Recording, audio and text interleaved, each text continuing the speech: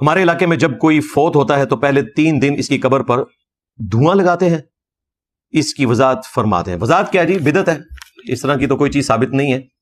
قبر پہ جا کے آپ دعا کریں، وہ سنت ہے. دفنانے کے فوراً بعد کریں. سنن ابی داؤد میں حدیث ہے کہ جب بھائی کو دفنا چکو تو قبر کے سوالات میں استقامت کے لیے دعا کرو.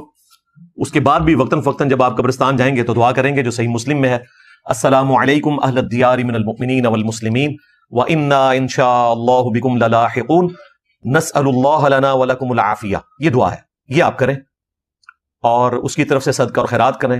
نماز میں بھی دعا کریں.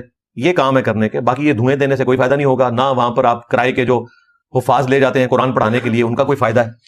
بلکہ ہمارے تو جہلم کے قبرستان میں آج کل انہوں نے رات کو ٹیپ ریکارڈر چلایا ہوتا ہے اور مردوں کو سنا رہے ہیں ترجمے والا قرآن.